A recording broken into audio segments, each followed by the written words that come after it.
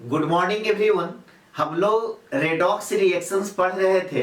तो redox reactions में हम लोग लास्ट क्लास में सीखे थे कि कोई भी रेडॉक्स रिएक्शंस है तो उसको बैलेंस हम लोग कैसे करते हैं। तो रेडॉक्स रिएक्शंस को बैलेंस करने के लिए आपको दो मेथड बताया गया है। पहला ऑक्सीडेशन नंबर मेथड और दूसरा आयन इलेक्ट्रॉन मेथड। तो कोई भी रेडॉक्स रिएक्शंस है तो उसको हम लोग ऑक्सीडेशन नंबर मेथड से कैसे बैलेंस करते हैं ये रूल्स आपको बता दिया गया था लास्ट क्लास में, और साथ ही साथ एक एग्जांपल हम लोग देखे थे। आज हम लोग ये दो एग्जांपल हम लोग देखेंगे। इसको ये दोनों रिएक्शंस को ऑक्सीडेशन नंबर मेथड से हम लोग बैलेंस करेंगे। तो स्टार्ट करते हैं। दूसरा जो एग्जांपल है कि KMnO4 plus KCl plus H2SO4 product में लिखा हुआ है MnSO4 plus K2SO4 plus H2O plus Cl2। Oxidation number method में सबसे पहला पॉइंट आपको क्या लिखाया गया था?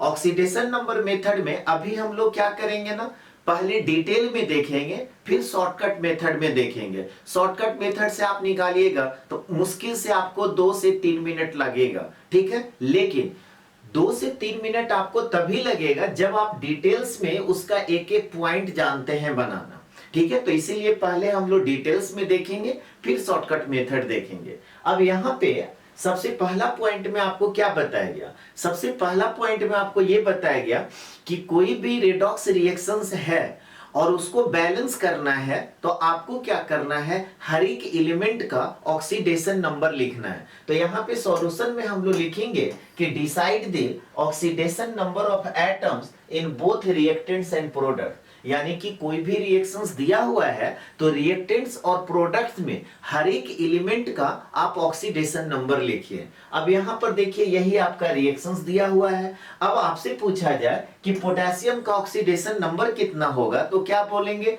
तो पोटेशियम जो है फर्स्ट ए का एलिमेंट है, अल्कली मेटल है, तो इसका ऑक्सीडेशन नंबर ऑलवेज +1 होता है।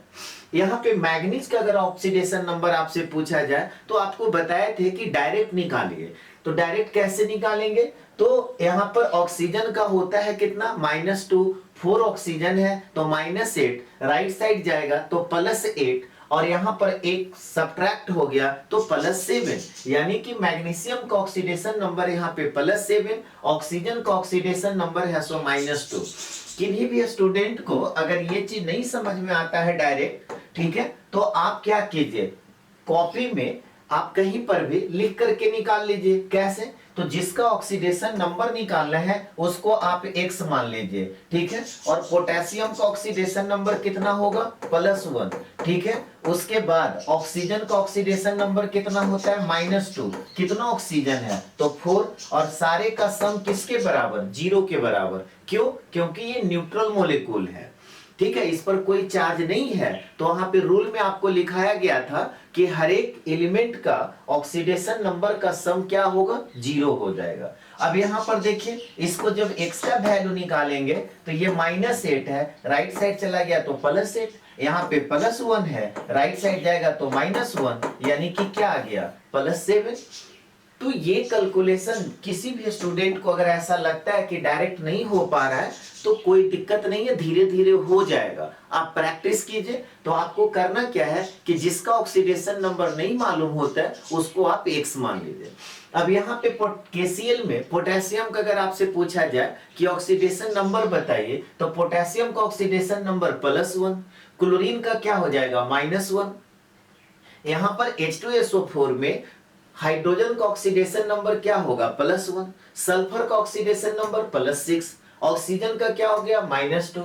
यहां पर बताइए MnSO4 में मैग्नीज का ऑक्सीडेशन नंबर क्या होगा, तो 4 दूना 8 में से 6 चला गया तो यहाँ पे +2। यहाँ पे सल्फर का +6, ऑक्सीजन का है सो -2। फिर यहाँ पर देखिए K2SO4 में पोटेशियम का ऑक्सीडेशन नंबर क्या होगा, +1, सल्फर का +6, ऑक्सीजन का -2, हाइड्रोजन का +1, ऑक्सीजन का -2, क्लोरीन का 0। क्यों? क्योंकि ये फ्री स्टेट में है तो क्लोरीन का ऑक्सीडेशन नंबर 0। अब हम लोग क्या किए कि हर एक एलिमेंट का रिएक्टेंट और प्रोडक्ट्स में क्या किए हैं, ऑक्सीडेशन नंबर निकाल लिए। अब आप देखिए कि किसका ऑक्सीडेशन नंबर चेंज कर रहा है, किसका ऑक्सीडेशन नंबर चेंज नहीं कर रहा है। तो यहाँ पर देखिए पोटेशियम लेफ्ट साइड +1 है और राइट साइड भी आपका +1 है, कोई चेंजिंग नहीं हुआ। ऑक्सीजन का ऑक्सीडेशन नंबर -2 है, यहाँ भी -2 है, यहाँ भी -2 है, राइट साइड भी आपका -2 है। ठीक है, तो पोटेशियम और ऑक्सीजन है सो चेंज नहीं हुआ। सल्फर और हाइड्रोजन का भी ऑक्सीडेशन नंबर नहीं चेंज हुआ। लेफ्ट साइड भी आपका हाइड्रोजन का +1, यहाँ पर भी +1, लेफ्ट साइड सल्फर का +6, यहाँ पर भी राइट साइड आपका +6। तो पोटेशियम हो गया, ऑक्सीजन हो गया, हाइड्रोजन हो गया, सल्फर हो गया, ये सब एलिमेंट का ऑक्सीडेशन नंबर चेंज नहीं हुआ। किसका चेंज हुआ है, तो चेंज हुआ है मैग्नीज का। मैग्नीज का ऑक्सीडेशन नंबर +7 से +2 आया है और क्लोरीन का ऑक्सीडेशन नंबर -1 से 0 में आया है। इसका मतलब क्या हुआ, अब आपसे पूछा जाए कि बताइए इसमें कौन ऑक्सीडाइजिंग एजेंट है, कौन रिड्यूसिंग एजेंट है, तब आपको क्या देखना पड़ेगा, जो ऑक्सीडाइज्ड हो रहा है उसको हम लोग रिड्यूसिंग एजेंट कहेंगे और जो रिड्यूस्ड हो रहा है उसको ऑक्सीडाइजिंग एजेंट कहेंगे। अब कैसे पहचानते हैं कि कौन ऑक्सीडाइज्ड होता है, कौन रिड्यूस्ड होता है, तो जहां पे ऑक्सीडेशन नंबर इंक्रीज करेगा उसको हम लोग बोलते हैं ऑक्सीडेशन। अब यहाँ पर देखिए मैग्नीज में क्या हो रहा है, +7 से +2 में जा रहा है, यानी कि ऑक्सीडेशन नंबर डिक्रीज कर रहा है, तो हम बोलेंगे रिडक्शन। और क्लोरीन का ऑक्सीडेशन नंबर इंक्रीज कर रहा है, -1 से यहाँ पर 0 में आ रहा है, तो हम लोग बोलेंगे कि क्लोरीन का है सो क्या हो रहा है, क्लोरीन का क्या हो रहा है, ऑक्सीडेशन।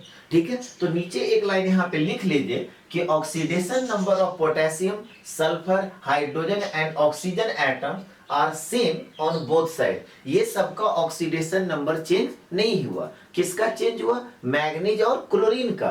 कहता है कि this is done, full stop के बाद लिख लीजिए कि this is done by oral inspection, we will consider the oxidation number of manganese and chlorine atoms on both side.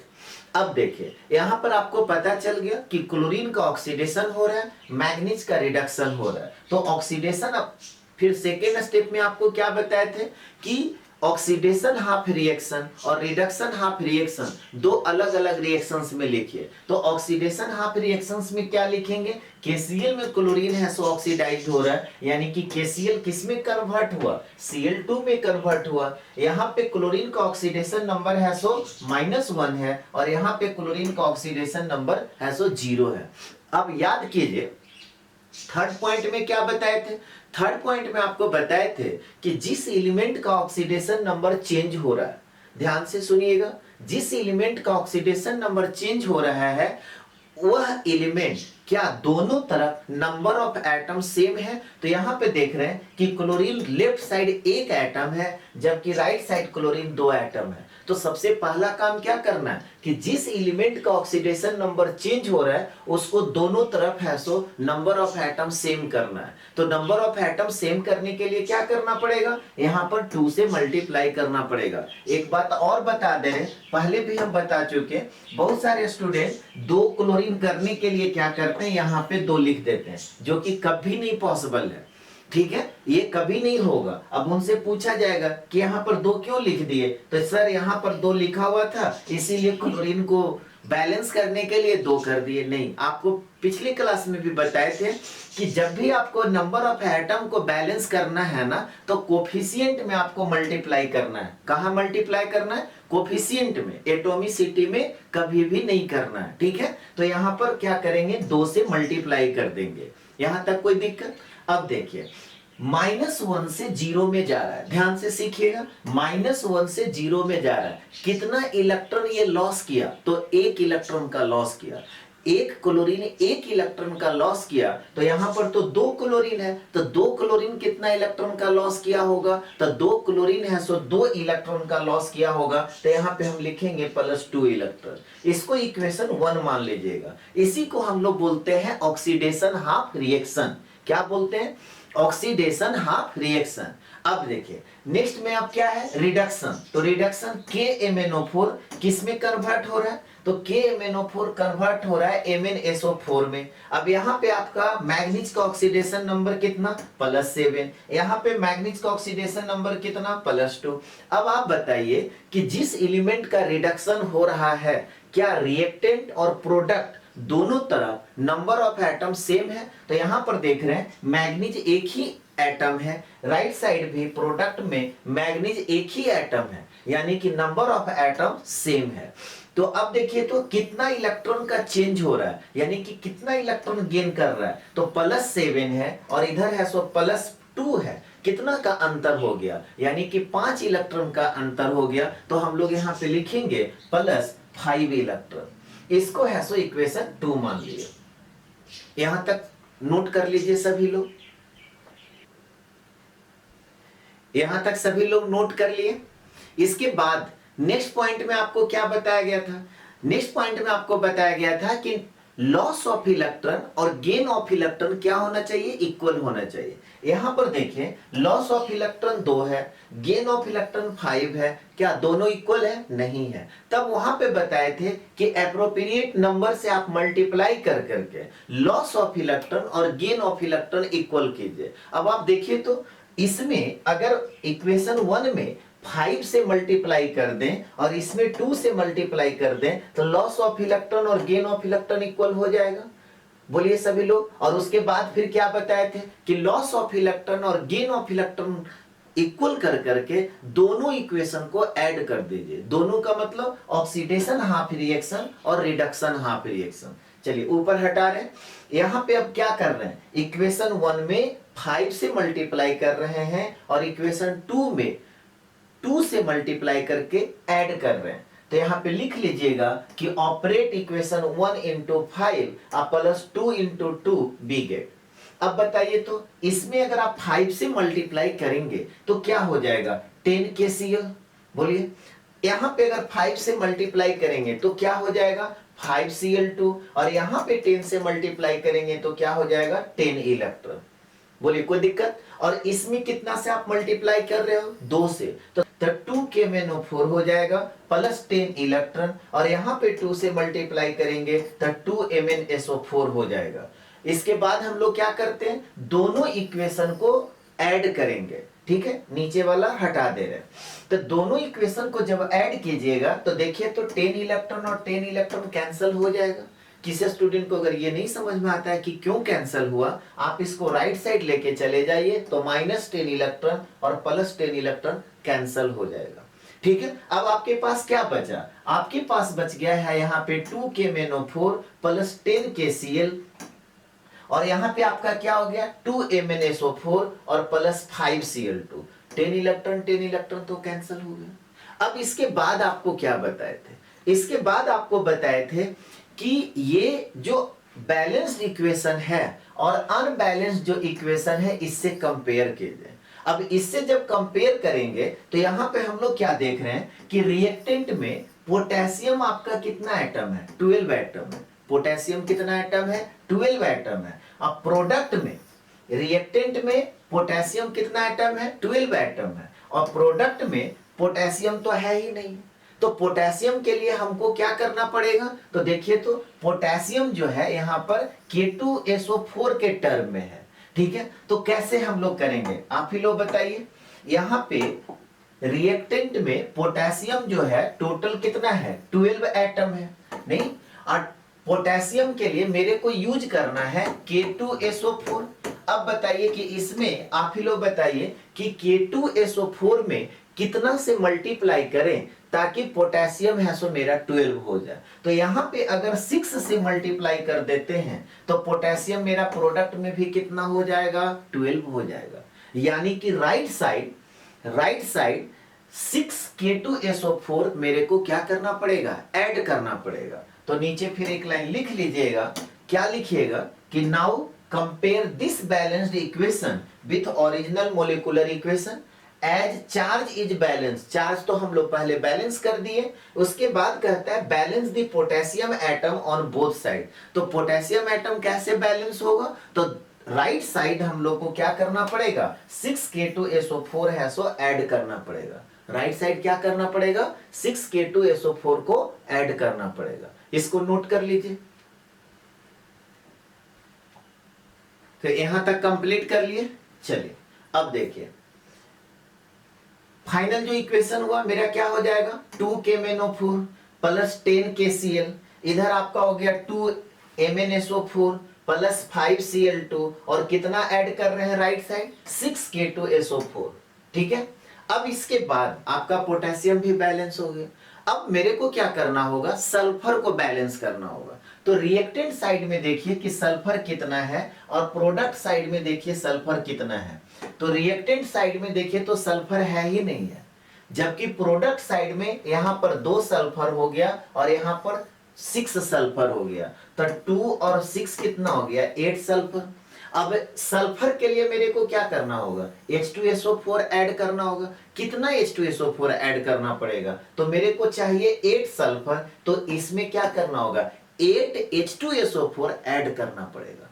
बोलिए कोई दिक्कत? तो एक लाइन फिर आप लिख लीजिए कि now to balance sulphur atoms on both sides. तो सल्फर एटम बोथ साइड कैसे बैलेंस होगा, तो हम लोगों को क्या करना पड़ेगा, लेफ्ट साइड 8 H2SO4 ऐड करना पड़ेगा। तो फाइनल जो इक्वेशन हो गया क्या हो गया, 2KMnO4 plus 10KCl plus 8 H2SO4।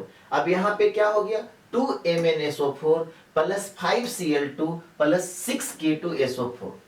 Last में आपको क्या बताए थे, लास्ट में आपको बताए थे कि ऑक्सीजन को आप बैलेंस कीजिए, ऑटोमेटिक आपका हाइड्रोजन बैलेंस हो जाएगा। और अगर हाइड्रोजन बैलेंस नहीं होता है तो इसका मतलब है कि आप पीछे कहीं कैलकुलेशन में गलती कर दिए। याद है ये पॉइंट सभी लोगों को?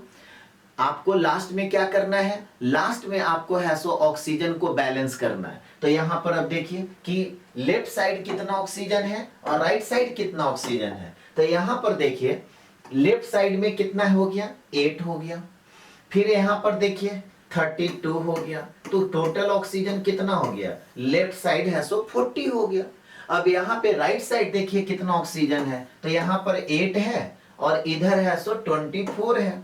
ठीक है, 8 4 12 हो गया, यानी कि 32 ऑक्सीजन राइट साइड है और 40 ऑक्सीजन लेफ्ट साइड है। कितना किधर घट रहा है, आपको बताए थे कि जितना ऑक्सीजन का जिधर डेफिशिएंट होगा उतना H2O मोलेकुल आप ऐड कर दीजिए। तो हम लोग क्या देख रहे हैं कि राइट साइड 8 ऑक्सीजन है सो घट रहा है, यानी कि 8 ऑक्सीजन का डेफिशिएंट हो रहा है। तो हम लोग क्या करेंगे, राइट साइड 8 ऑक्सीजन है सो ऐड कर देंगे। तो यहाँ पे जो फाइनल इक्वेशन होगा वो क्या होगा, नीचे एक लाइन फिर लिख लीजिएगा कि finally add 8 H2O on the right side to balance hydrogen and oxygen atoms। अब यहाँ पे क्या हो गया, 2KMnO4 plus 10KCl plus 8 H2SO4, यहाँ पे हो गया 2MnSO4 plus 5Cl2 plus 6K2SO4 और फिर क्या हो गया 8 H2O।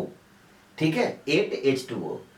अब एक नजर आप चेक कर लीजिए अपना सेटिस्फैक्शन के लिए कि हाइड्रोजन आपका बैलेंस हुआ कि नहीं हुआ। तो आप एक बार देख लीजिए, इधर आपका जो हाइड्रोजन है 16 हाइड्रोजन है और यहाँ पे हाइड्रोजन जो है यहाँ पर भी 16 है।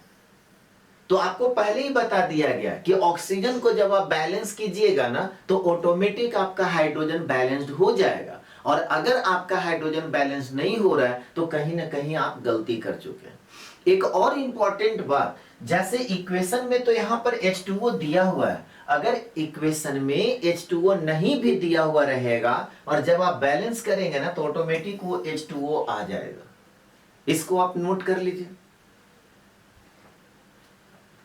यहां तक कंप्लीट कर लिए। चलिए अब इसी का हम लोग सेकेंड मेथड देखेंगे। सेकेंड मेथड में आपको क्या बताएं, आपको अगर प्रैक्टिस हो जाएगा ना तो 2 से 3 मिनट में आप है सो इसको बैलेंस कर दीजिएगा। कैसे, तो रूल तो आपका वही है, सारा रूल आपके दिमाग में चलना चाहिए। रूल वही है कि फर्स्ट पॉइंट में कि कोई भी रेडॉक्स रिएक्शंस दिया हुआ है तो आपको क्या करना है, सबसे पहला काम हर एक एलिमेंट का ऑक्सीडेशन नंबर लिखना है। तो हर एक एलिमेंट का ऑक्सीडेशन नंबर जब आप लिखेंगे, आप लोग बताइए क्या होगा, पोटेशियम का ऑक्सीडेशन नंबर बोलिए +1, मैग्नीज का तो 4 दूना 8 में से 1 चला गया +7, ऑक्सीजन का क्या होगा -2, पोटेशियम का यहाँ पे क्या होगा +1, क्लोरीन का -1, हाइड्रोजन का +1, सल्फर का +6, ऑक्सीजन का -2। ठीक उसी तरह से यहाँ पर मैग्नीज का क्या होगा +2, सल्फर का +6, ऑक्सीजन का -2, पोटेशियम का +1, सल्फर का +6, ऑक्सीजन का -2, हाइड्रोजन का +1, ऑक्सीजन का -2 और क्लोरीन का 0। अब ये सवाल मत कीजिएगा कि सर आप ऑक्सीडेशन नंबर कैसे लिख दिए। ठीक है, सभी लोगों को बार बार एक ही चीज सिखाया जा रहा है और आपको डायरेक्ट लिखना भी है। ठीक है, तो यहाँ पे हर एक एलिमेंट का ऑक्सीडेशन नंबर लिख दिया गया। फिर आपको क्या बताए थे कि अब एनालिसिस कीजिए कि किसका ऑक्सीडेशन नंबर चेंज हो रहा है। तो हम लोग देख रहे हैं क्या कि मैग्नीज का ऑक्सीडेशन नंबर +7 से किस में आ गया +2, यानी कि रिडक्शन हो रहा है। और क्लोरीन का ऑक्सीडेशन नंबर -1 से किस में चला गया 0 में चला गया, यानी कि ऑक्सीडेशन हो रहा है। यहां तक सभी लोगों को समझ में आ गया।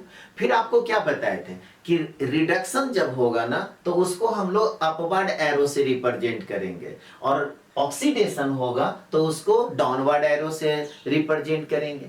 एक और इंपॉर्टेंट बात आपको बताए थे, सबसे इंपॉर्टेंट बात यही है शॉर्टकट ट्रिक में, जल्दीबाजी में ना स्टूडेंट गलती कर देते हैं।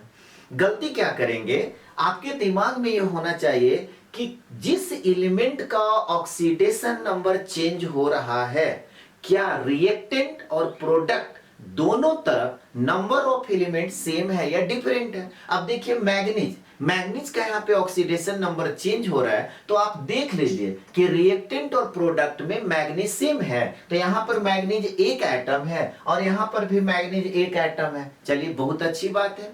और किसका ऑक्सीडेशन नंबर चेंज हो रहा है, क्लोरीन का यहाँ पे ऑक्सीडेशन नंबर चेंज हो रहा है। तो रिएक्टेंट में क्लोरीन है सो एक एटम है और यहाँ पर क्लोरीन है सो 2 एटम है। तो सबसे पहला काम क्या करना है कि जिसका ऑक्सीडेशन नंबर चेंज हो रहा है उसका नंबर ऑफ एलिमेंट सेम होना चाहिए। क्लोरीन को देखिए तो क्लोरीन का ऑक्सीडेशन नंबर -1 है और यहाँ पे क्लोरीन का ऑक्सीडेशन नंबर कितना हो रहा है 0। तो आपका क्या हो रहा है, रिएक्टेंट साइड क्लोरीन है सो एक एटम है जबकि प्रोडक्ट साइड क्लोरीन है सो आपका 2 एटम है। तो आपको क्या करना पड़ेगा, सबसे पहले क्लोरीन को इक्वल करना पड़ेगा। तो राइट साइड आपका 2 एटम है तो यहां पर भी 2 क्लोरीन होना चाहिए। तो 2 क्लोरीन कैसे होगा, तो यहां पे 2 से मल्टीप्लाई कर देंगे। बहुत सारे स्टूडेंट जल्दीबाजी में यही गलती कर देते हैं। अब देखिए यहां पर मैग्नीज का कितना इलेक्ट्रॉन का गेन हो रहा है, तो मैग्नीज देखिए +7 से +2 में आया। ठीक है, डिफरेंसेस कितना का है 5 इलेक्ट्रॉन का। इसका मतलब क्या हुआ कि 5 इलेक्ट्रॉन मैग्नीज गेन कर रहा है। और रिडक्शन के लिए आपको क्या बताए थे, रिडक्शन के लिए अपवर्ड एरो से रिप्रेजेंट करते हैं। तो यहाँ पे अपवर्ड एरो देकर के 5 इलेक्ट्रॉन लिख दिए तो समझ जाइएगा कि मैग्नीज का क्या हो रहा है, रिडक्शन हो रहा है। और कितना इलेक्ट्रॉन ये गेन कर रहा है, तो एक मैग्नीज 5 इलेक्ट्रॉन गेन कर रहा है। ठीक उसी तरह से क्लोरीन देखें, क्लोरीन है सो क्या हो रहा है, ऑक्सीडेशन हो रहा है। तो ऑक्सीडेशन के लिए डाउनवर्ड एरो देंगे। दूसरा बात, यहाँ पे -1 से 0 में आ रहा है तो कितना इलेक्ट्रॉन का लॉस हुआ, तो -1 से 0 में डिफरेंसेस कितना का है, 1 इलेक्ट्रॉन का। तो एक क्लोरीन 1 इलेक्ट्रॉन लॉस कर रहा है तो 2 क्लोरीन कितना इलेक्ट्रॉन लॉस करेगा, 2 इलेक्ट्रॉन लॉस करेगा। तो यहाँ पे डाउनवर्ड एरो से यहाँ पे लिख दिए 2 इलेक्ट्रॉन। फिर आपको क्या बताए थे कि लॉस ऑफ इलेक्ट्रॉन और गेन ऑफ इलेक्ट्रॉन क्या होना चाहिए, इक्वल होना चाहिए। क्या यहाँ पर इक्वल है, नहीं है। तो इसको इक्वल करने के लिए क्या करना पड़ेगा, यहाँ पे 2 से मल्टीप्लाई करना पड़ेगा और यहाँ पे 5 से मल्टीप्लाई करना पड़ेगा।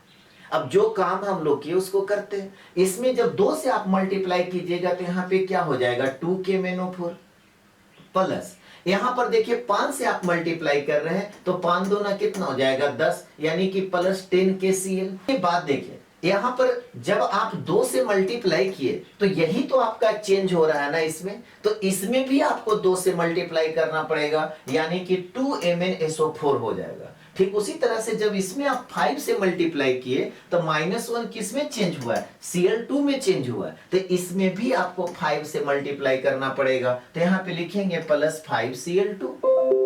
बोलिए यहां तक में कोई दिक्कत? अब इसके बाद समझिए, हम लोग को अब क्या देखना होगा, पोटेशियम, कि पोटेशियम दोनों तरफ बैलेंस है कि नहीं। तो पोटेशियम देखिए तो इधर लेफ्ट साइड 2 और +10 12 एटम है, जबकि राइट साइड है सो पोटेशियम एक भी एटम नहीं है। अब पोटेशियम के लिए हमको क्या यूज करना है, K2SO4। तो इसमें कितना से मल्टीप्लाई कर दें ताकि मेरा है सो 12 पोटेशियम हो जाए। तो 6 से जब आप मल्टीप्लाई कीजिएगा इसमें तो 12 K2SO मतलब 12 पोटेशियम हो जाएगा। तो यहाँ पे हम लोग लिखेंगे +6 K2SO4। ये +6 K2SO4 कैसे हुआ ये सब लोग को समझ में आ गया। लेफ्ट साइड पोटेशियम है सो 12 एटम था, तो राइट साइड भी पोटेशियम है सो आपका 12 एटम होना चाहिए। अब इसके बाद हम लोग क्या करेंगे, सल्फर को बैलेंस करेंगे। तो लेफ्ट साइड देखिए तो सल्फर कितना एटम है, एक भी एटम नहीं है, जबकि राइट साइड सल्फर कितना एटम है, तो 2 एटम यहां पे है और 6 एटम यहां पे है, यानी कि 6 + 2 कितना हो गया, 8 हो गया। यानी कि लेफ्ट साइड भी हम लोगों को 8 सल्फर चाहिए। तो 8 सल्फर के लिए मेरे को क्या करना पड़ेगा, H2SO4 ऐड करना पड़ेगा। कितना H2SO4 ऐड करना पड़ेगा, तो 8 H2SO4 ऐड करना पड़ेगा। तो लेफ्ट साइड हम लोग क्या कर दिए, 8 H2SO4 ऐड कर दिए। फिर आपको क्या बताए थे कि लास्ट में हम लोग क्या करेंगे, ऑक्सीजन को देख लेंगे कि बैलेंस हो रहा है कि नहीं। तो ऑक्सीजन को बैलेंस करने के लिए देखिए तो यहां पर कितना ऑक्सीजन, तो इसमें है सो 8 ऑक्सीजन हो गया। यहां पर कितना ऑक्सीजन, तो 32 ऑक्सीजन। टोटल कितना ऑक्सीजन हो गया, 40। अब राइट साइड देखिए, राइट साइड कितना ऑक्सीजन, तो यहां पे आपका 8 ऑक्सीजन है और यहां पे कितना है, 24। ये कितना हो गया, 32। कितना का डिफिशियंट है, तो 8 ऑक्सीजन है सो घट रहा है किधर, राइट साइड। तब हम लोग क्या करेंगे, राइट साइड 8H2O ऐड कर देंगे और इस तरह से आपका बैलेंस्ड हो गया। हाँ, आपको ये भी आपको बताए थे कि जब ऑक्सीजन को आप बैलेंस कीजिएगा तो हाइड्रोजन क्या होगा, ऑटोमेटिक है सो बैलेंस्ड हो जाएगा। अगर हाइड्रोजन बैलेंस नहीं होता है तो कहीं ना कहीं आप ऊपर गलती कर चुके हैं। तो एक अपना सेटिस्फैक्शन के लिए देख लीजिएगा, जैसे राइट साइड मेरा कितना हाइड्रोजन है, 16। लेफ्ट साइड कितना हाइड्रोजन है, तो 16। समझ में आ रहा है बात। तो इस तरह से ये इक्वेशन क्या हो गया, बैलेंस्ड हो गया। नोट कर लीजिए, यहां तक कंप्लीट कर लिए। चलिए नेक्स्ट एग्जांपल हम लोग देखते हैं, एग्जांपल नंबर 3। आपको कह रहे हैं कि K2Cr2O7 + HCl, यहां पर है KCl, CrCl3, Cl2 और H2O। H2O आपका नहीं भी रहेगा तो उससे कोई फर्क नहीं पड़ता है, जब आप बैलेंस कीजिएगा तो ऑटोमेटिक आ जाता है। अब इसको बैलेंस करना है, सबसे पहले हम लोग डिटेल में ही देखते हैं। अब जो बच्चा आप सीख लिए तो आप डायरेक्ट चाहे तो सेकेंड मेथड अप्लाई कर सकते हैं, लेकिन मेरे को क्या करना है, सबको सिखाना है। क्लास में एक जैसे तो बच्चे होते नहीं है, हर का दिमाग अलग अलग होता है। तो वैसा बच्चा जिसको थोड़ा कम समझ में आता है उसको भी ये बात समझ में आ जाए, इसीलिए हर एक बात को लाइन बाय लाइन लिखा दिया जाता है। ठीक है, तो यहाँ पे सबसे पहला काम आपको क्या बताए थे सॉल्यूशन में, कि कोई भी रेडॉक्स रिएक्शंस दिया हुआ है तो आपका काम क्या है, हर एक एलिमेंट का ऑक्सीडेशन नंबर आप लिख दीजिए रिएक्टेंट और प्रोडक्ट में। तो यहाँ पर एक लाइन फिर लिख लीजिए कि decide the oxidation number of atoms in both reactants and product. अब यहाँ पर देखिए यही रिएक्शंस दिया हुआ है। अब आपसे फिर पूछा जाएगा कि बताइए पोटेशियम का ऑक्सीडेशन नंबर क्या होगा, फिर आपको बता दे रहे हैं पोटेशियम है सो अल्कली मेटल हो गया, फर्स्ट ए का एलिमेंट है तो ऑलवेज ऑक्सीडेशन नंबर +1 होगा। मान लेते हैं कुछ देर के लिए कि क्रोमियम का आपको ऑक्सीडेशन नंबर यहाँ पे पता नहीं है, तो आप कैसे निकालेंगे, x मान लीजिए उसका। तो देखिए डायरेक्ट कैलकुलेशन कैसे होगा, ऑक्सीजन का होता है -2, 7 ऑक्सीजन है तो -14, राइट साइड चला गया तो +14, अब -2 करेंगे तो +12 अपॉन 2 करेंगे +6। तो यहाँ पे क्रोमियम का क्या हो गया, +6 और ऑक्सीजन का -2। हो सकता है कि डायरेक्ट करने पे इतना के बावजूद भी कुछ बच्चे को नहीं समझ में आया होगा, तो पेशेंस रखना है, हड़बड़ाना नहीं है। आप क्या करो ना, कॉपी में थोड़ा सा मेहनत तो करना पड़ेगा। कॉपी में आप क्या कीजिए, बगल में या पीछे इसको x मान करके निकालिए। अब कैसे निकालिएगा, तो देखिए पोटेशियम कितना है, 2। पोटेशियम का ऑक्सीडेशन नंबर कितना होता है, +1। ठीक है, क्रोमियम का आप मान लिए x, कितना क्रोमियम है 2, ऑक्सीजन कितना होता है -2, कितना ऑक्सीजन है 7 और इक्वल टू क्या हो गया 0। क्यों 0 करते हैं? क्योंकि ये न्यूट्रल मॉलिक्यूल है।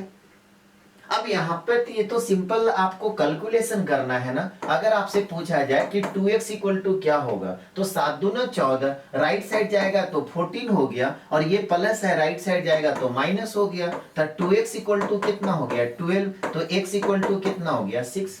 अब यही कैलकुलेशन जो बच्चा को प्रैक्टिस है वो डायरेक्ट कर लेते हैं, जिनको नहीं प्रैक्टिस है हड़बड़ाना नहीं है, आप बगल में कॉपी में लिख करके इस तरह से निकालिए, धीरे धीरे आप भी सीख जाइएगा।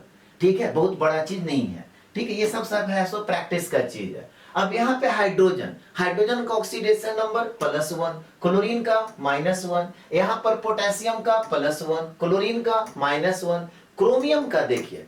अब आपसे पूछा जाए क्रोमियम का क्या होगा, तो क्रिस क्रॉस फार्मूला जो आपको बताए थे, ये 3 जो है यहाँ पे आ जाएगा और इसका 1 इस पे आ जाएगा। याद है सब लोग को? तो यहाँ पे क्रोमियम का +3 और क्लोरीन का -1। ये भी बहुत सारे बच्चे को दिक्कत हो जाता है कि सर क्रॉस तो हम लोग कर देते हैं, लेकिन कहाँ पे प्लस कहाँ पे माइनस? भाई जो मेटल होगा वो प्लस होगा, जो नॉन मेटल होगा वो माइनस होगा। इसमें तो बहुत ज्यादा दिमाग लगाना ही नहीं है। अब यहाँ पर देखिए Cl2 फ्री स्टेट में है तो 0 हो गया, हाइड्रोजन का क्या हो गया +1, ऑक्सीजन का है सो -2। तो यहाँ पे अब हम लोग देखेंगे, एनालिसिस करेंगे कि किसका ऑक्सीडेशन नंबर चेंज हुआ और किसका नहीं हुआ। तो देख क्या रहे हैं कि क्रोमियम का ऑक्सीडेशन नंबर +6 से कहां पे आ गया, +3 के स्टेट में आ गया। क्रोमियम का ऑक्सीडेशन नंबर +6 से +3 के स्टेट में आ गया, और क्लोरीन का ऑक्सीडेशन नंबर -1 से 0 के स्टेट में आ गया। यानी कि चेंज किसका हो रहा है, क्रोमियम का और क्लोरीन का। चेंज किसका नहीं हो रहा है, तो पोटेशियम का देखिए इधर भी +1 इधर भी +1, ऑक्सीजन का इधर भी -2 इधर भी है सो -2, हाइड्रोजन का यहाँ भी +1 राइट साइड भी आपका +1। तो चेंज जो है पोटेशियम, हाइड्रोजन, ऑक्सीजन, ये सब एटम का ऑक्सीडेशन नंबर चेंज नहीं हो रहा है। तो यहाँ पे एक लाइन लिख लीजिए कि oxidation number of potassium, hydrogen and oxygen atoms are same on both sides, full stop. This is done by oral inspection. We will consider the oxidation number of chromium and chlorine atoms on both sides. तो यहाँ पे जो change हो रहा है chromium का और chlorine का। अब आपसे पूछा जाएगा कि अच्छा बताइए कि इसमें कौन ऑक्सीडाइज्ड हो रहा है और कौन रिड्यूस्ड हो रहा है। तो आप क्या देखेंगे, यहाँ पे क्रोमियम +6 से कहां पे आया +3, ऑक्सीडेशन नंबर घटा या बढ़ा? तो हम लोग क्या देख रहे हैं कि ऑक्सीडेशन नंबर डिक्रीज हुआ। तो डिक्रीज हुआ तो इसका मतलब क्या हुआ, रिडक्शन। डिक्रीज हुआ तो क्या बोलेंगे, रिडक्शन। यानी कि अगर आपसे पूछा जाए कि अच्छा बताइए क्रोमियम ऑक्सीडाइज्ड हो रहा है कि रिड्यूस्ड हो रहा है, तो आपको बोलना होगा कि क्रोमियम का है सो रिडक्शन हो रहा है, जबकि क्लोरीन -1 से 0 के स्टेट में आ रहा है, यानी कि ऑक्सीडेशन नंबर इंक्रीज कर रहा है। तो हम लोग कहेंगे कि क्लोरीन का है सो ऑक्सीडेशन हो रहा है। क्लोरीन का क्या हो रहा है, ऑक्सीडेशन हो रहा है। तो यहाँ पे अगर आपसे फिर पूछा जाए कि ऑक्सीडेशन हाफ रिएक्शन में आप क्या लिखिएगा, तो ऑक्सीडेशन किसका हो रहा है, क्लोरीन का। तो यहाँ पे लिखेंगे HCl किसमें कन्वर्ट हुआ, Cl2 में कन्वर्ट हुआ। बहुत सारे स्टूडेंट को ये भी दिख रहा होगा कि सर KCl तो यहाँ पर है, तो इसको आप क्यों नहीं लिए? इसको इसलिए नहीं लिए क्योंकि यहाँ पर भी -1 है और यहाँ पर भी -1 है। तो क्या कोई चेंजिंग हुआ? नहीं चेंजिंग हुआ, छोड़ दिए उसको। जिसका चेंज होगा, हम लोग क्या लिख रहे हैं, ऑक्सीडेशन हाफ रिएक्शन ना, तो ऑक्सीडेशन हाफ रिएक्शन में जिसका ऑक्सीडेशन होगा उसी को लिखेंगे। यानी कि यहाँ पे क्लोरीन का ऑक्सीडेशन नंबर -1 और यहाँ पर 0। फिर आपको क्या बताए थे कि जिसका ऑक्सीडेशन नंबर चेंज होता है, रिएक्टेंट और प्रोडक्ट में नंबर ऑफ एटम्स क्या होना चाहिए, सेम होना चाहिए। तो क्या दोनों तरफ क्लोरीन एटम सेम है? नहीं है। राइट साइड आपका 2 क्लोरीन है, लेफ्ट साइड 1 क्लोरीन है। तो सबसे पहला काम अब आपको क्या करना पड़ेगा कि दोनों तरफ क्लोरीन को बैलेंस्ड करना पड़ेगा। दोनों तरफ क्लोरीन को कैसे बैलेंस करेंगे, तो इधर जब 2 क्लोरीन है तो यहाँ पर कोफिशिएंट में 2 से मल्टीप्लाई करेंगे। बोलिए कोई दिक्कत? तो यहाँ पे क्या किए, क्लोरीन में मतलब HCl में 2 से मल्टीप्लाई कर दिए, तो क्लोरीन अब मेरा क्या हो गया, 2 एटम। अब आपसे पूछा जाए कि कितना इलेक्ट्रॉन का लॉस हुआ, तो एक क्लोरीन देखिए तो -1 से 0 में आ रहा है, यानी कि एक इलेक्ट्रॉन का लॉस कर रहा है। तो 2 क्लोरीन कितना इलेक्ट्रॉन का लॉस करेगा, तो 2 क्लोरीन है सो 2 इलेक्ट्रॉन का लॉस करेगा। तो यहाँ पे +2 इलेक्ट्रॉन, और इसको इक्वेशन 1 मान लेंगे। फिर रिडक्शन हाफ रिएक्शन, तो रिडक्शन हाफ रिएक्शन में K2Cr2O7 किस में कन्वर्ट हो गया, CrCl3 में कन्वर्ट हो गया। नहीं, अब आप बताइए, क्रोमियम का ऑक्सीडेशन नंबर यहाँ पे +6 है, यहाँ पे क्रोमियम का ऑक्सीडेशन नंबर +3 है। जिसका ऑक्सीडेशन नंबर चेंज हुआ, क्या रिएक्टेंट और प्रोडक्ट दोनों तरफ नंबर ऑफ एटम सेम है या डिफरेंट है? तो यहाँ पे देख रहे हैं रिएक्टेंट साइड में क्रोमियम है सो 2 एटम है, जबकि प्रोडक्ट साइड में क्रोमियम एक ही एटम है। तो हम लोग को क्या करना पड़ेगा, नंबर ऑफ एलिमेंट इक्वल करना पड़ेगा, यानी कि राइट साइड भी क्रोमियम 2 एटम होना चाहिए। तो यहां पर कोफिशिएंट में 2 से मल्टीप्लाई करना पड़ेगा। बोलिए यहां तक में कोई दिक्कत? अब आप देखिए +6 से कहां आया, +3 में आया, यानी कि कितना इलेक्ट्रॉन का डिफरेंसेज है, 3 इलेक्ट्रॉन का डिफरेंसेज है। तो एक क्लोरीन 3 इलेक्ट्रॉन गेन करता है, तो 2 क्लोरीन कितना इलेक्ट्रॉन गेन करेगा, तो 6 इलेक्ट्रॉन गेन करेगा। तो यहां पे हम लोग क्या लिखेंगे, +6 इलेक्ट्रॉन, इसको इक्वेशन 2 मान लिया। फिर आपको क्या बताए थे कि लॉस ऑफ इलेक्ट्रॉन और गेन ऑफ इलेक्ट्रॉन क्या होना चाहिए, इक्वल होना चाहिए। पहले यहां तक नोट कर लीजिए, यहां तक कंप्लीट कर लिए सभी लोग। तो हाँ, हम लोग बात कर रहे थे लॉस ऑफ इलेक्ट्रॉन और गेन ऑफ इलेक्ट्रॉन का। तो लॉस ऑफ इलेक्ट्रॉन और गेन ऑफ इलेक्ट्रॉन क्या इक्वल है, नहीं है। तो इक्वल कैसे होगा, तो देखिए तो आप ही लोग बताइए क्या करना पड़ेगा। यहाँ पर 6 इलेक्ट्रॉन है, यहाँ पे 2 इलेक्ट्रॉन है। लॉस ऑफ इलेक्ट्रॉन और गेन ऑफ इलेक्ट्रॉन इक्वल करने के लिए क्या करना पड़ेगा, इक्वेशन 1 में अगर हम लोग 3 से मल्टीप्लाई कर देते हैं, तो यहाँ भी 6 इलेक्ट्रॉन, यहाँ पर भी 6 इलेक्ट्रॉन। यानी कि जो हम लोग काम करने जा रहे हैं, इक्वेशन 1 में 3 से मल्टीप्लाई करके इक्वेशन 2 को ऐड करना होगा। क्यों, क्योंकि फिर हम लोग क्या करते हैं, ऑक्सीडेशन हाफ रिएक्शन और रिडक्शन हाफ रिएक्शन का लॉस ऑफ इलेक्ट्रॉन और गेन ऑफ इलेक्ट्रॉन इक्वल करके दोनों को ऐड कर देते हैं। तो चलिए यहां से फिर हम लोग स्टार्ट करते हैं। ऑपरेट्स 1 मतलब इक्वेशन 1 में 3 से मल्टीप्लाई किए और इक्वेशन 2 को क्या किए, ऐड कर दिए। अब देखिए तो 3 से जब मल्टीप्लाई करेंगे इक्वेशन 1 में, तो यहाँ पे क्या हो जाएगा, 6HCl। यहाँ पे लिखेंगे 6HCl। इसमें जब आप 3 से मल्टीप्लाई करेंगे तो बताइए तो कितना हो जाएगा, 3Cl2, और यहां पर क्या हो जाएगा, +6 इलेक्ट्रॉन। ठीक उसी तरह से इसमें तो आप किसी नंबर से मल्टीप्लाई नहीं किए, तो यहाँ पे क्या हो जाएगा, K2Cr2O7, और यहाँ पर ये जैसे है वैसे 6 इलेक्ट्रॉन हो गया, और इसमें आपका फिर कोई नंबर से आप मल्टीप्लाई नहीं किए हैं, तो ये हो गया 2CrCl3। अब क्या करेंगे, दोनों इक्वेशन को ऐड कर देंगे। तो दोनों इक्वेशन को जब ऐड कीजिएगा तो क्या हो जाएगा, K2Cr2O7 +6HCl, 6 इलेक्ट्रॉन कैंसिल हो गया, यहाँ पे बच गया 2CrCl3 +3Cl2। इसको नीचे वाला हटा दे रहे हैं। अब आपको फिर क्या करना होगा, हम लोग क्या करेंगे, अब हम लोग इस बैलेंस्ड इक्वेशन को इस अनबैलेंस्ड इक्वेशन मतलब ओरिजिनल मॉलिक्यूलर इक्वेशन से कंपेयर करेंगे। तो कंपेयर करेंगे तो हम लोग क्या देख रहे हैं, हम लोग ये देख रहे हैं कि इसमें है सो लेफ्ट साइड 2 पोटेशियम है, जबकि राइट साइड कोई पोटेशियम नहीं है। तो पोटेशियम को बैलेंस करने के लिए हम लोगों को क्या करना पड़ेगा, 2KCl राइट साइड ऐड करना पड़ेगा। तो इसको भी आप नोट कर लीजिए कि now compare this balanced equation with original molecular equation. Charge तो आपका बैलेंस है, एज चार्ज इज बैलेंस। फिर हम लोग क्या कर रहे हैं कि balance the potassium atom on both sides by adding 2KCl on the right side. 2KCl हम लोग को पोटेशियम एटम को बैलेंस करने के लिए राइट साइड ऐड करना पड़ेगा। तो फाइनल इक्वेशन अब क्या हो गया, K2Cr2O7 +6HCl। यहाँ पे क्या हो गया, तो यहाँ पे हम लोग 2 से मल्टीप्लाई कर रहे हैं, तो 2KCl +2CrCl3 और प्लस यहाँ पे क्या हो गया, 3Cl2। अब इसके बाद देखिए, पोटेशियम के बाद आप देखिए कि क्लोरीन आपका बैलेंस है क्या, क्लोरीन। तो क्लोरीन देखिए तो यहाँ पे लेफ्ट साइड आपका कितना है, 6 क्लोरीन है, और राइट साइड कितना क्लोरीन है, तो राइट साइड देखिए तो यहाँ पर 6 क्लोरीन हो गया, यहाँ पर 6 क्लोरीन हो गया, तो 12 हो गया, और यहाँ पर 2 क्लोरीन, तो कितना हो गया, 14 क्लोरीन आपका राइट साइड है, ध्यान से सुनिएगा। राइट साइड आपका कितना क्लोरीन है? 14 क्लोरीन है। और लेफ्ट साइड कितना क्लोरीन है? 6 है। तो कितना HCl, क्लोरीन के लिए तो हमको HCl ऐड करना पड़ेगा। तो कितना HCl ऐड करेंगे ताकि ये भी 14 हो जाए? तो 8 6 14 होता है, यानी कि 8 HCl लेफ्ट साइड हम लोगों को ऐड करना पड़ेगा। ये बात सभी लोगों को समझ में आ रहा है?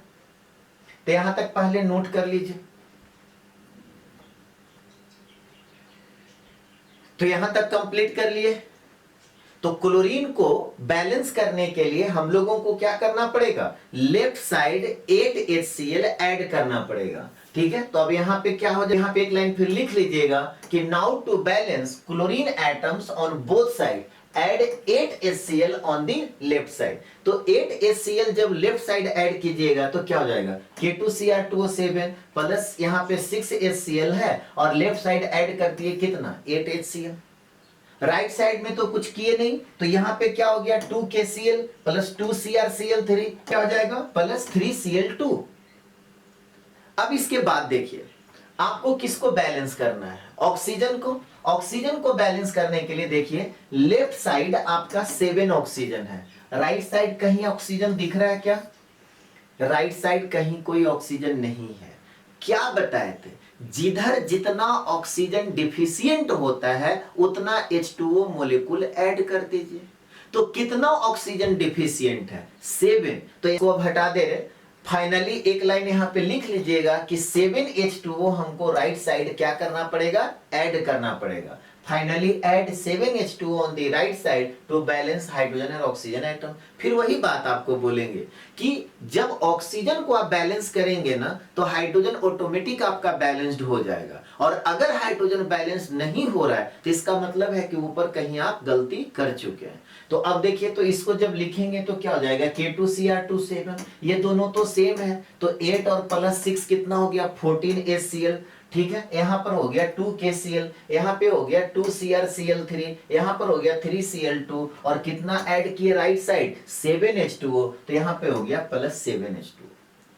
अपना सेटिस्फैक्शन के लिए हम लोग क्या करेंगे? हाइड्रोजन को भी चेक कर लेंगे। तो राइट साइड आपका कितना हाइड्रोजन है? 14 हाइड्रोजन है। और लेफ्ट साइड कितना हाइड्रोजन है? तो 14 हाइड्रोजन है। इसका मतलब ये हुआ कि हम लोगों का इक्वेशन बैलेंस्ड हो गया। यहां तक नोट कर लीजिए। यहां तक कंप्लीट हो गया सभी लोगों को। अब इसी का हम लोग शॉर्टकट मेथड देखेंगे, सेकेंड मेथड। तो सेकेंड मेथड में रूल तो सारा वही रहेगा। सबसे पहला काम कि जो इक्वेशन दिया हुआ है उसके हर एक एलिमेंट का ऑक्सीडेशन नंबर आपको लिखना है। अब आप लोग बताइए, पोटेशियम का ऑक्सीडेशन नंबर कितना? तो +1। क्रोमियम का ऑक्सीडेशन नंबर कितना? तो 7 दूना 14 में से 2 चला गया, 12/2 +6। ऑक्सीजन का कितना? -2। हाइड्रोजन का यहाँ पे कितना? +1। क्लोरीन का कितना? -1। यहाँ पे पोटेशियम का +1, क्लोरीन का -1। यहाँ पे क्रोमियम का अगर आपसे पूछा जाए तो +3 और क्लोरीन का -1। क्लोरीन का यहाँ पे आपका क्या हो जाएगा? 0 और यहाँ पे +1 और -2 ऑक्सीजन का हो गया। तो सबसे पहला काम हम लोग क्या किए? पहला काम क्या किए कि हर एक एलिमेंट का ऑक्सीडेशन नंबर हम लोग लिख दिए।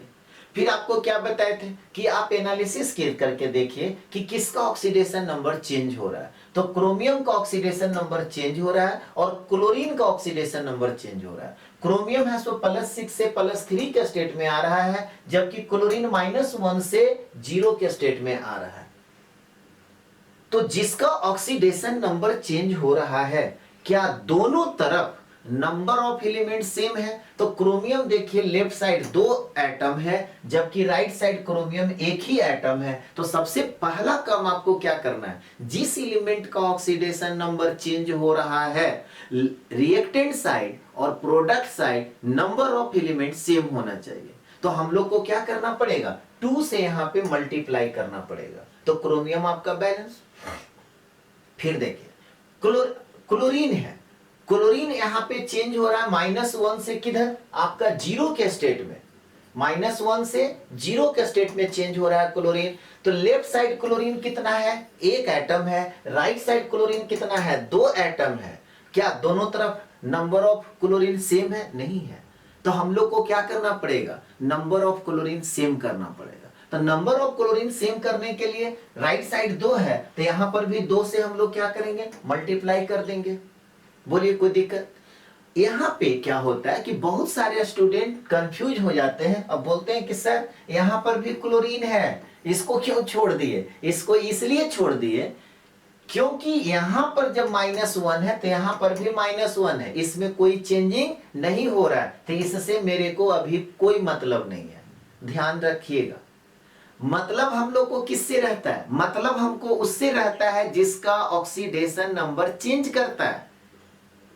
जिसका ऑक्सीडेशन नंबर चेंज नहीं करेगा उससे हम लोगों को अभी मतलब नहीं रखना है। अब बताइए कि क्रोमियम +6 से +3 के स्टेट में आ रहा है तो कितना इलेक्ट्रॉन गेन किया? 3 इलेक्ट्रॉन। तो 2 क्रोमियम कितना इलेक्ट्रॉन गेन करेगा? तो 6 इलेक्ट्रॉन। तो रिडक्शन के लिए क्या बताया था? Upward arrow. तो यहाँ पे अपवर्ड एरो लिख करके यहाँ पे 6 इलेक्ट्रॉन देंगे। इस तरह से लिखने का मतलब क्या हुआ कि क्रोमियम है सो रिडक्शन कर रहा है और 1 क्रोमियम है सो 3 इलेक्ट्रॉन, तो 2 क्रोमियम है सो 6 इलेक्ट्रॉन का गेन किया। ठीक है। ठीक उसी तरह से अब देखिए HCl -1 से किस में जा रहा है? 0 के स्टेट में। कितना का डिफरेंस हुआ? 1 इलेक्ट्रॉन का, यानी कि क्लोरीन 1 इलेक्ट्रॉन क्या हुआ? लॉस कर रहा है। तो 2 क्लोरीन कितना इलेक्ट्रॉन का लॉस करेगा? 2 क्लोरीन का। तो लॉस ऑफ इलेक्ट्रॉन का क्या हो रहा है? ऑक्सीडेशन हो रहा है। तो ऑक्सीडेशन में क्या होता है? ऑक्सीडेशन में आपको बताए थे कि डाउनवर्ड एरो से हम लोग दिखाते हैं। और कितना इलेक्ट्रॉन हो गया? 2 इलेक्ट्रॉन हो गया। 1 क्लोरीन 1 इलेक्ट्रॉन लॉस करता है तो 2 क्लोरीन है सो 2 इलेक्ट्रॉन लॉस कर रहा है। अब दोनों को लॉस ऑफ इलेक्ट्रॉन और गेन ऑफ इलेक्ट्रॉन इक्वल करेंगे। तो इक्वल करने के लिए क्या करना पड़ेगा? इसमें 1 से मल्टीप्लाई करना पड़ेगा और इसमें 3 से मल्टीप्लाई करना पड़ेगा। अब आप देखिए, इसमें जब 1 से मल्टीप्लाई कीजिएगा तो यही रह गया ना, K2Cr2O7। इसमें आप 3 से मल्टीप्लाई करेंगे तो कितना हो जाएगा? +6 HCl। अब देखिए, इसको छोड़ देंगे, इससे हमको अभी कोई मतलब नहीं है। यहां पर आप देखिए तो क्रोमियम, इसमें किसी से नंबर से मल्टीप्लाई किए? नहीं किए। तो ये 2CrCl3 जैसे है वैसे रह गया। इसमें आप कितना से मल्टीप्लाई किए? तो इसमें आप 3 से मल्टीप्लाई किए, तो यहां पर भी 3 से मल्टीप्लाई करेंगे तो ये हो जाएगा 3Cl2। बस इतना ही सभी मतलब रखना है। अब इसके बाद पोटेशियम को बैलेंस करेंगे। तो पोटेशियम को जब बैलेंस कीजिएगा तो देखिए तो यहाँ पे 2 पोटेशियम है लेफ्ट साइड, और राइट साइड कहीं पोटेशियम आपको दिख रहा है? तो राइट साइड आपका कहीं कोई पोटेशियम नहीं है। अब पोटेशियम के लिए हम लोगों को क्या यूज करना पड़ेगा? KCl, यानी कि राइट साइड भी 2 पोटेशियम होना चाहिए। तो यहाँ पे 2KCl हम लोग ऐड कर दिए। पोटेशियम मेरा बैलेंस हो गया। अब पोटेशियम के बाद अब हम लोग देखेंगे क्लोरीन को, कि क्लोरीन को मेरे को बैलेंस करना है। तो क्लोरीन को बैलेंस करने के लिए देखिए तो इधर आपका 6 क्लोरीन, यहां पर भी 6 क्लोरीन, 12 हो गया, और यहां पर 2 क्लोरीन, कितना हो गया? 14 क्लोरीन। कितना हो गया? 14 क्लोरीन। और इधर कितना क्लोरीन है? 6 क्लोरीन है। कितना घट गया? 8 क्लोरीन घट गया। 8 और 6 14 हो गया। तब हम लोग को क्या करना पड़ेगा? लेफ्ट साइड 8 HCl ऐड करना पड़ेगा। तो देखिए तो K2Cr2O7 +6 और 8 कितना हो गया? 14 HCl। ठीक है, दोनों को ऐड कर दिए तो 14 HCl। यहाँ पे क्या हो गया? 2KCl, और यहाँ पे क्या हो गया? 2CrCl3, और इधर क्या हो गया? 3Cl2। लास्ट में आपको क्या बताए थे? लास्ट में आपको बताए थे कि ऑक्सीजन को आप बैलेंस कर दीजिए। तो ऑक्सीजन को लेफ्ट साइड अगर हम बैलेंस करते हैं तो 7 है, और राइट साइड जब आप बैलेंस कीजिएगा तो एक भी ऑक्सीजन नहीं है। तो ऑक्सीजन के लिए हम लोग को क्या बताए थे कि जिधर जितना ऑक्सीजन का डिफिशिएंट होता है उतना H2O मॉलिक्यूल ऐड कर। साइड आपका 7 ऑक्सीजन है तो राइट साइड भी आपका 7 ऑक्सीजन होना चाहिए। तो हम लोग को क्या करना पड़ेगा? 7 H2O इधर ऐड कर देना होगा। और आपको क्या बताए थे कि जब 7 H2O यहाँ पे ऑक्सीजन को आप बैलेंस कीजिएगा तो हाइड्रोजन ऑटोमेटिक आपका बैलेंस हो जाएगा। एक नजर आप चेक कर लीजिए तो यहाँ पे है सो 7 दूना 14 हाइड्रोजन, और इधर भी है सो आपका 14 हाइड्रोजन। तो इस तरह से आपका इक्वेशन क्या हो गया? बैलेंस्ड हो गया। और कैसे बैलेंस्ड हम लोग किए? ऑक्सीडेशन नंबर मेथड से। तो आज का क्लास आपको कैसा लगा?